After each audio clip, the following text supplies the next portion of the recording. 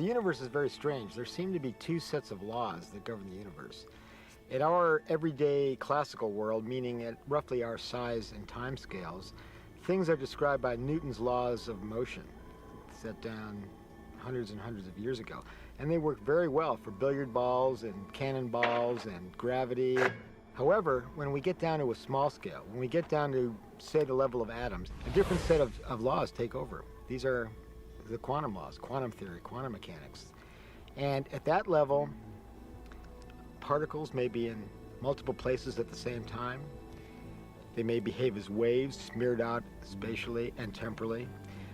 They may be interconnected over great distances. They may be unified into one quantum state, into one state, governed by one wave function. And the borderline, the threshold, this curtain between the quantum world and the classical world is really mysterious. It's called sometimes the collapse of the wave function, because in the quantum world, everything is in superposition of multiple possibilities, and in the classical world, these multiple possibilities seem to collapse to particular definite choices. So everything is in one particular place. Quantum mechanics is really the play and display of information, the play and display of potentiality, waves of information, waves of potential electron. And it's important, the word potential. This isn't the world of electrons, it's the world of potential electrons. But when you have to ask the question, waves of what, really? What is the field that is waving? Is it the ocean? No, it's a universal ocean. An ocean of pure potentiality, an ocean of abstract potential existence. We call it the unified field, or superstring field. And that's what we're made of. Connectivity among all things is a basic constituent of the fabric of reality. It's very difficult to wrap your mind around that.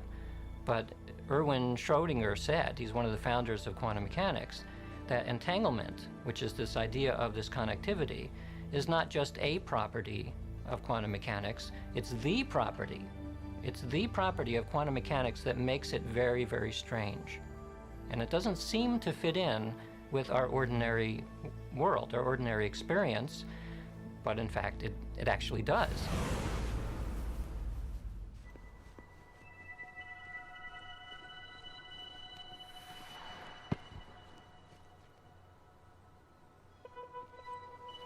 Want to shoot some hoops?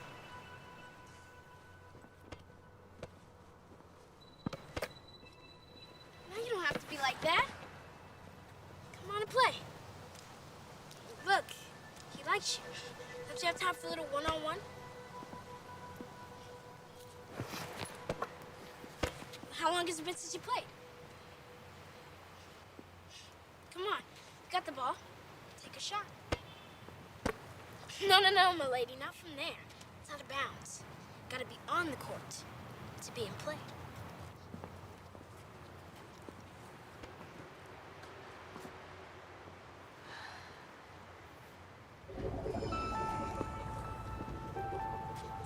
Welcome to Duke Reginald's court of unending possibilities.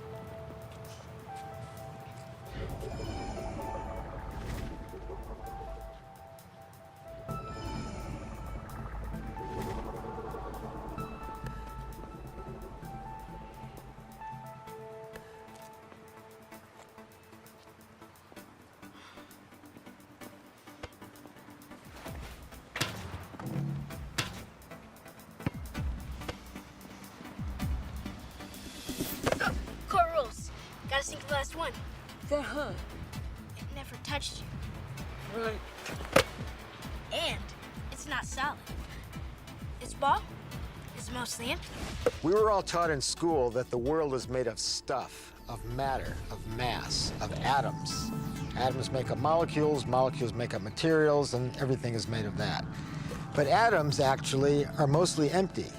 For example, if this ball were the nucleus of an atom, a proton in a hydrogen atom, for example, then the electron circling this, which would describe the outer limits of that atom, would be out by that mountain over there, roughly 20 miles away. And everything in between is empty. In fact, the universe is mostly empty. However, when we go down in scale, In the emptiness, we eventually come to a level, the fundamental level of space-time geometry, the fine basement level of the universe, where there's information, there's a pattern. It's called the Planck scale, and it's the fabric of the universe. And at that level, there's information that's been there since the Big Bang. So most of the universe, even of matter, is actually empty. Most people think that the vacuum is empty.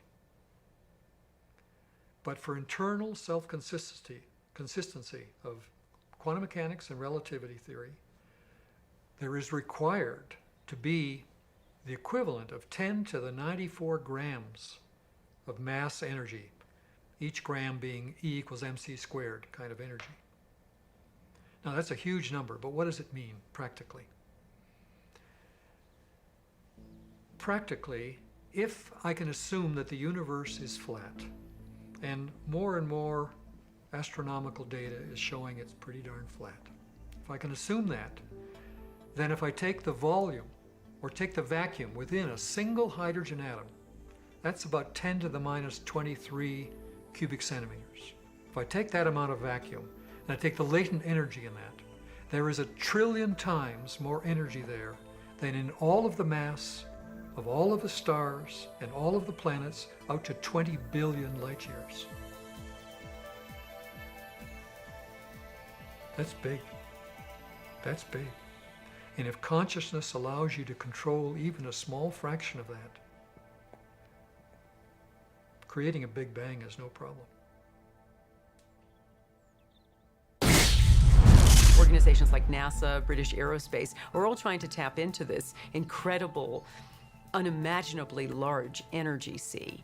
And they feel if they can tap this, we can travel to different galaxies. So they understand that in empty space, there is this unbelievable energy. The major basic idea that quantum physics implies, which makes us understand this or even think about this new paradigm, the thing which is that there's this underground, there's gotta be a realm of existence which cannot be ever touched on or seen, which bubbles into the existence giving rise to our understanding of the world.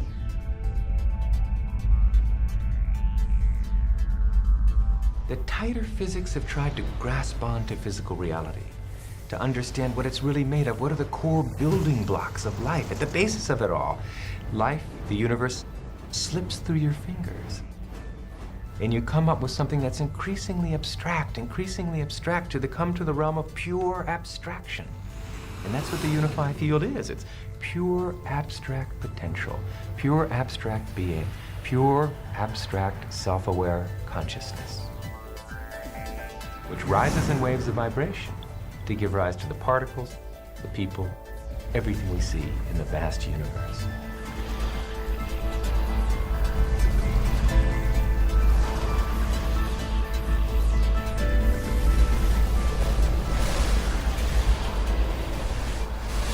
What makes up things are not more things, but what makes up things are ideas, concepts, information. And like I said, it never touches.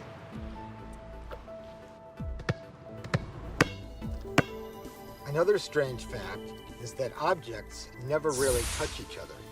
When I dribble this ball, the atoms of the ball and the atoms of the ground never actually meet. So nobody touches nothing. Come on, put your stuff down. Nobody's gonna take it. Like I said, this is my court. It's no problem.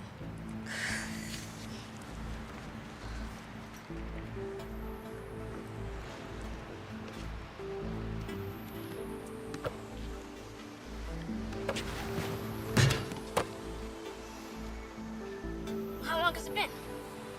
I'll be late.